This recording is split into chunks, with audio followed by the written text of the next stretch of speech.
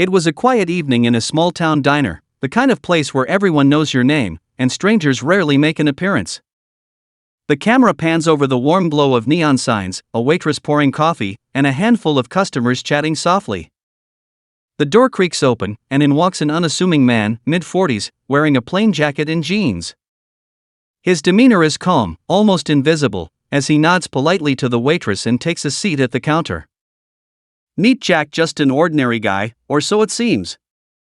What no one in this diner knows is that Jack is a retired Marine, a man who's seen more than his fair share of action but prefers the quiet life now. Tonight, however, the peace is about to shatter.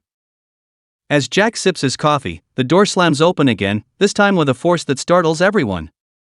A group of 4 rowdy men strides in, their loud voices cutting through the diner's serene atmosphere. They're clearly looking for trouble, their swagger and sneering glances daring anyone to challenge them.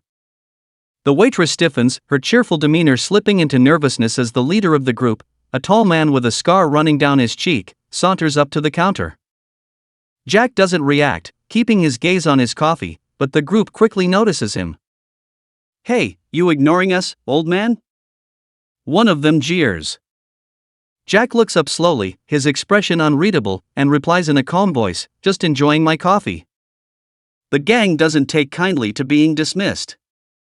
They surround Jack, leaning in closer, their taunts growing louder. But there's something about Jack's presence that unsettles even them, though they can't quite put their finger on it. What they don't know is that Jack served over 20 years in the Marines, earning accolades for his bravery and strategic mind.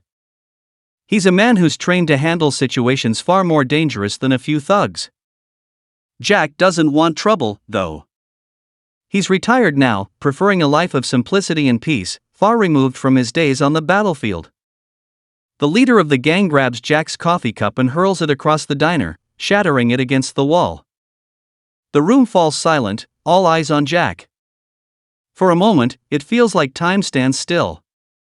Jack exhales slowly, then stands up, his movements deliberate and calm. "I don't want any problems," he says, his voice steady but firm. But the gang sees this as weakness, laughing and egging each other on. One of them shoves Jack hard, and he stumbles back a step. What happens next takes everyone by surprise. In an instant, Jack's demeanor shifts. Before anyone can react, he moves with precision and speed that leaves the gang stunned. Within seconds, the first man is disarmed and on the floor, groaning in pain. The second swings at Jack but is met with a counter that sends him sprawling. The leader, now furious, pulls out a knife, but Jack expertly deflects the attack, using the man's momentum against him. The last thug freezes, clearly out of his depth, and raises his hands in surrender.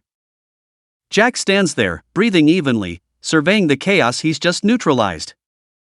The diner patrons erupt into applause, their fear replaced by awe.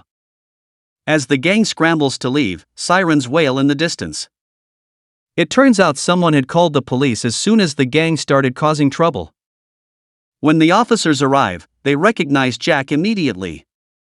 "Good to see you again, Captain," one of them says, tipping his hat. Turns out, Jack wasn't just any Marine, he was a decorated leader, known for his tactical genius and unflinching courage.